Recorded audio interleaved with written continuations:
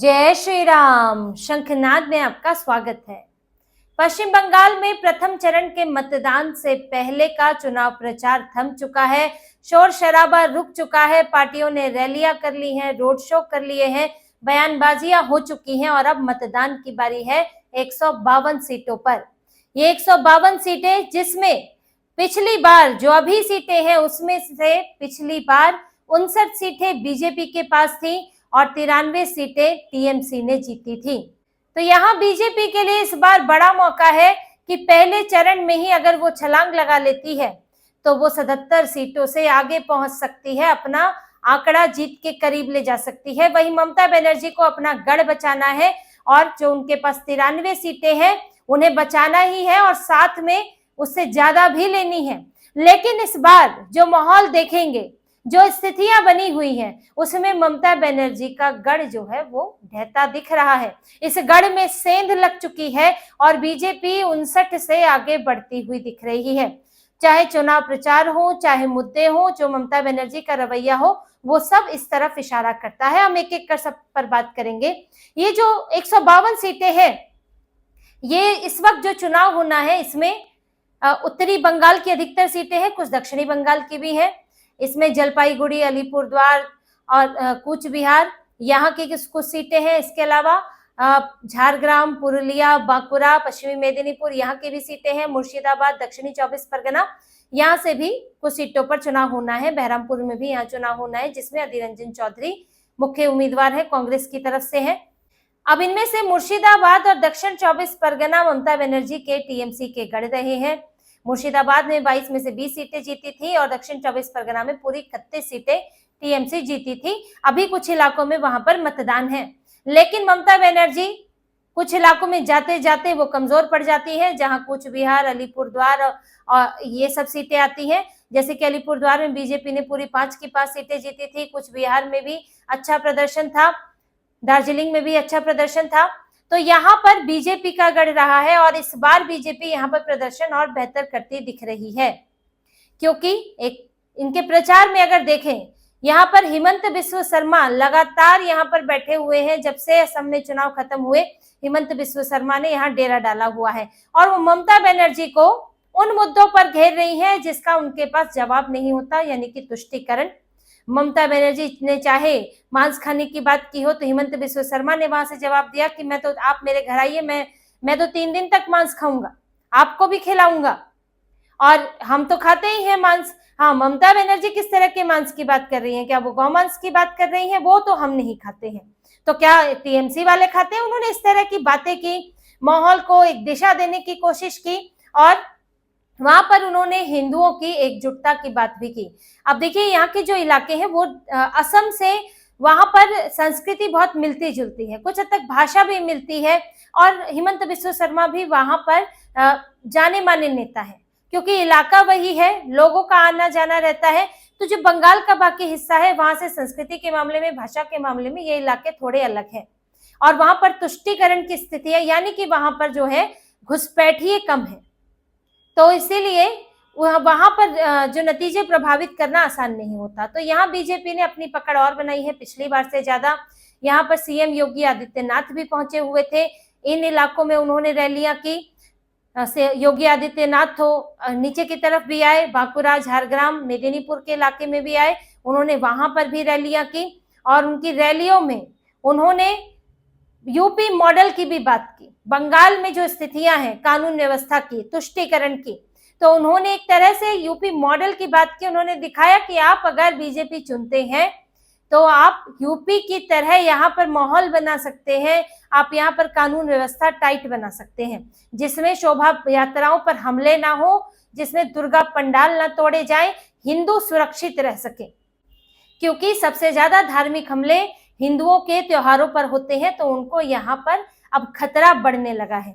तो सीएम योगी आदित्यनाथ एक उदाहरण लेकर आए। उनकी काफी डिमांड भी थी, उनकी रैलियां हो, उनके रोड शो हो, तो उनका इस्तेमाल यहाँ पर किया गया। आने वाले समय पर भी होगा, लेकिन बीजेपी ने उन इलाकों में ज्यादातर उन्हें इस्तेमाल किया है जहां बीजेपी ठीक ठाक स्थिति में है और वहां पर अपनी पकड़ और मजबूत करना चाहती है। जहां पर हिंदू मतदाता है, हिंदू मतदाता निर्णायक है, या वो अगर एकजुट हो जाते हैं तो वो निर्णायक हो सकते हैं। और सीएम योगी का प्रभाव बंगाल में देखने को मिल रहा है। इन इलाकों के अलावा जो पुरुलिया, झारग्राम, बांकुरा और मेदिनीपुर का इलाका है, देखिए वहां की कुछ खास स्थिति है, जिसे जंगल महल का इलाका भी कहते हैं। यहाँ की 40 सीटें हैं जो बहुत मायने रखती हैं।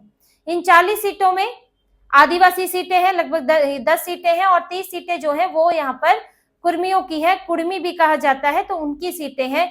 और ये जो इस इलाके पर ममता बनर्जी भी नजर रखती है, बीजेपी भी नजर रखती है, और यहाँ तक कि झारखंड मुक्ति मोर्चा भी आकर नजर रख रही है, क्योंकि यहाँ पर जो लोग हैं उनके मुद्दे उसी तरह के हैं जो झारखंड में आदिवासी आबादी है।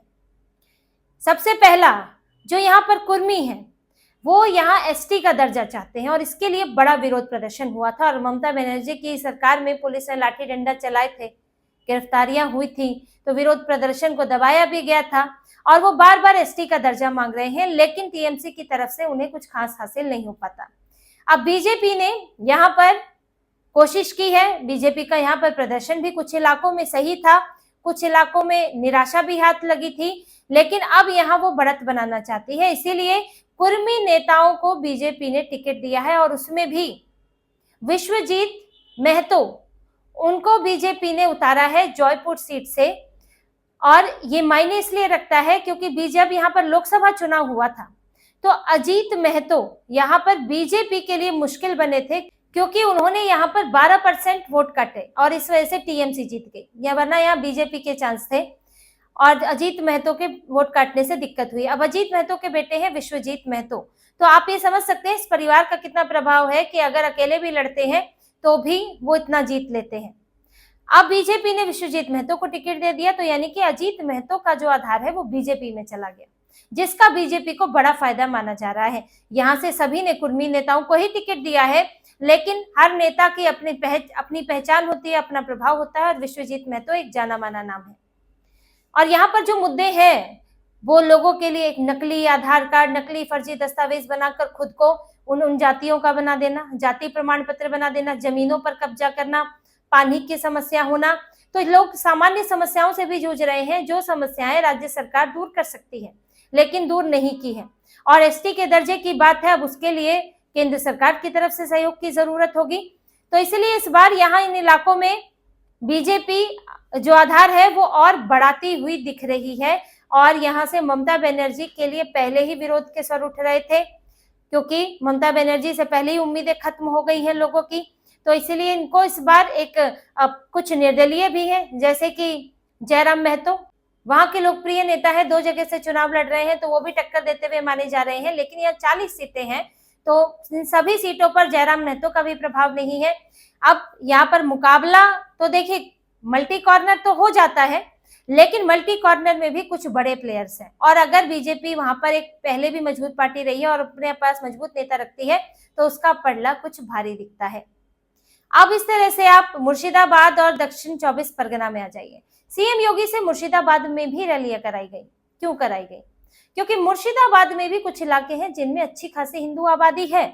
जो शहरी इलाके हैं वहां पर हिंदुओं की संख्या निर्णायक होती है, और बीजेपी की उन सीटों पर नजर है जहां ममता बनर्जी के तुष्टीकरण के कारण लोग परेशान हैं, वहां के हिंदू परेशान हैं, क्योंकि ममता बनर्जी ने मुर्शिदाबाद का हाल धीरे धीरे ऐसा कर दिया कि 70% मुसलमान हो चुके हैं, और वो पूरे मुर्शिदाबाद पर छा गए हैं, कब्जे में आता जा रहा है। 70% तो हो गया है, अब 30% हिंदू वहां बचा है, लेकिन फिर भी कुछ सीटों पर वहां पर है जो हिंदुओं का प्रभाव है। ऐसे ही बीजेपी वहां पर 2 सीटें नहीं जीती थी, तो इसलिए बीजेपी ने वहां पर उतारा है, सीएम योगी आदित्यनाथ को उतारा, और हिंदुओं को कंसोलिडेट करने की कोशिश है।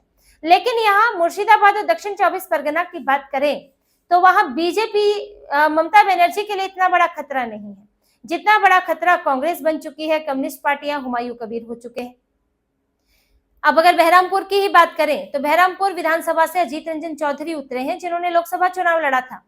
हालांकि वो हार गए थे यूसुफ पठान के कारण, लेकिन फिर भी कांग्रेस ने मैदान में उतारा है, क्योंकि बड़े नेता है, जाना माना नाम है, और यूसुफ पठान एक सेलिब्रिटी रहे, और कुछ उनको लेकर शिकायतें भी हैं कि अब सेलिब्रिटी वहां पर कितना एक्टिव रह पाते हैं।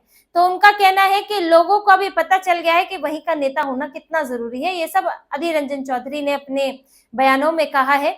लेकिन अब ऐसे भी देखें तो एक पुराने नेता रहे, बहरमपुर से जीतते रहे, अब तो मात्र एक विधानसभा लड़ रहे हैं, पहले तो लोकसभा जीतते आए थे। तो ये सीट कांग्रेस के टीएमसी के हाथों से निकलती हुई यहाँ पर दिख रही है, यानी कम से कम कांग्रेस यहाँ पर टक्कर दे सकती है या फिर टकराव के बाद कोई तीसरा ही फायदा उठा सकता है। अब मुर्शिदाबाद में हुमायूं कबीर भी है, भले ही एक वीडियो उनका सामने आया, लेकिन वीडियो तो चुनाव में आते ही है, तो इसलिए बेनिफिट भी मिल जाता है, बेनिफिट ऑफ डाउट मिल जाता है नेताओं को कई बार। तो हुमायूं कबीर भी ऐसा नहीं है कि बिल्कुल किनारे होकर बैठ गए हैं, वो भी ममता बनर्जी को चुनौती दे रहे हैं। उनकी भी रैलियां, रोड शो, प्रोग्राम वगैरह चल रहे हैं मुर्शिदाबाद में, तो उनका तो फोकस ही वही है। भले ही उन्होंने ज्यादा जगह उम्मीदवार उतारे हैं, लेकिन फोकस उनका मुर्शिदाबाद है। और उत्तर 24 परगना में भी देखिए, उत्तर 24 परगना में आईएसएफ, दक्षिण 24 परगना में आईएसएफ और कम्युनिस्ट पार्टी का गठबंधन चल रहा है, यानी कि इंडियन सेक्युलर फ्रंट, फुरफुरा शरीफ वाले, इन्होंने कम्युनिस्ट पार्टी से गठबंधन कर लिया है, कुछ एक सीटें कम्युनिस्ट पार्टी को दी है और इनका फोकस भी इन्हीं इलाकों में है और यहाँ ममता बनर्जी के लिए परेशानी खड़ी कर सकते हैं। और जो एसआईआर है, देखिए एसआईआर के बाद मुसलमानों का भी ममता बनर्जी पर भरोसा कम हुआ है। ममता बनर्जी एसआईआर को मुद्दा तो बना रही है और दिखा रही है कि मैं ही बचाऊंगी, मैं ही मसीहा हूं, लेकिन यहाँ पर फीडबैक ये भी आ रहा है कि लोगों को लग रहा है कि जब ममता बनर्जी एसआईआर रुकवा ही नहीं सकती थी तो ये सब बातें क्यों की। उनका मानना है कि ममता बनर्जी सिर्फ अपने राजनीतिक लाभ के लिए एसआईआर को मुद्दा बना रही है। उन्होंने केंद्र सरकार के साथ मिलकर एसआईआर की प्रक्रिया को पूरा कराया, वो जानती थी कि ये होगा और उन्होंने सिर्फ एक मुद्दे बनाने के लिए इसको वो उठा रही है। तो ममता बनर्जी एसआईआर के जरिए से वोट पाना चाहती है, हमारा भला नहीं करना चाहती है, कि परसेप्शन भी बन रहा है। और इसीलिए जब ऐसा देखिए, जो प्रमुख पार्टी है तुष्टीकरण करती है, अगर उससे मन उठता है तो नेता फिर तो लोग जो है वो दूसरी तरफ जाते हैं। अब दूसरी तरफ भी उन्हें मुस्लिम पार्टियां मिल रही हैं, कम्युनिस्ट पार्टी है, आईएसएफ है, हुमायूं कबीर है और असदुद्दीन ओवैसी है, जो वहां, वो तो मुर्शिदाबाद में 9 सीटों पर लड़ रहे हैं और असदुद्दीन ओवैसी है, वो 9 सीटों पर लड़ रहे हैं। लेकिन जितनी भले ही कम सीटों पर है, लेकिन उनकी अपनी फैन फॉलोइंग है और वो तो बार बार कहते हैं कि ममता बनर्जी मुसलमानों का इस्तेमाल करती है। तो ये जो इलाके हैं, ममता बनर्जी को इनके वोट कट सकते हैं, कुछ सीटें छिन भी सकती है, कुछ सीटों पर वोट कटने के कारण इन्हें नुकसान हो सकता है। तो यहाँ से ममता बनर्जी की सीटों में कटौती हो सकती है। मालदा का एक इलाका है, मालदा में भी कुछ जगहों पर चुनाव है।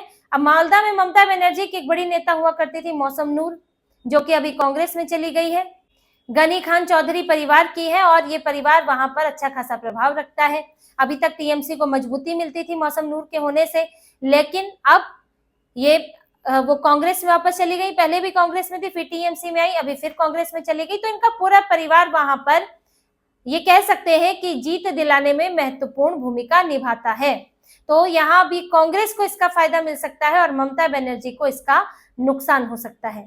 तो ऐसे में अगर मुर्शिदाबाद और दक्षिण 24 परगना के कुछ इलाकों में अगर कुछ सीटों में बीजेपी को बढ़त मिल सकती है, लेकिन अगर फिर भी इन्हें साइड रखें तो इस बार बीजेपी जलपाईगुड़ी, अलीपुरद्वार, पूरा दार्जिलिंग वहां का इलाका और नीचे बांकुरा, पुरुलिया, मेदिनीपुर, इन इलाकों में बीजेपी ने इतना अपनी बढ़त बनाई है कि हम कह सकते हैं कि जो 59 का आंकड़ा है वो बढ़कर 100 तक जा सकता है। 100, 110, 115 के करीब बीजेपी को यहाँ पर सीटें मिल सकती है। पहले चरण में इतने के लिए तैयारी भी बीजेपी ने की है और ममता बनर्जी को एंटी इनकम्बेंसी के कारण नुकसान हो रहा है, इनके तुष्टीकरण के कारण नुकसान हो रहा है। इन्होंने भी जबरदस्त इस बार तुष्टीकरण किया है, क्योंकि इनको मुस्लिम सीटों पर चुनौती मिल रही थी, तो इन्होंने और ज्यादा तुष्टीकरण किया। और जो लोगों के आम मुद्दे हैं, जो उनके रोजमर्रा के मुद्दे हैं, उसमें भी कई जगह टीएमसी को लेकर बहुत नाराजगी है। तो इन सब अगर फैक्टर्स को देखें तो लोगों को एक नएपन की भी जरूरत है, एक नई पार्टी की भी जरूरत है। लोगों को थोड़ा सा वो निराशा भी अब ममता बनर्जी टीएमसी से हो चुकी है और बीजेपी एक अभी तक ऐसी पार्टी के तौर पर रही है जो वहां पर टेस्ट नहीं की गई है। तो इस बार रुझान इस तरफ दिख रहा है, तो बीजेपी पहले चरण में ममता बनर्जी को मात दे सकती है। तो इसी तरह की और खबरें और विश्लेषण आपके लिए लाते रहेंगे, हमसे जुड़े रहिए, सब्सक्राइब कीजिए, कमेंट कीजिए। बहुत बहुत धन्यवाद। जय श्री राम।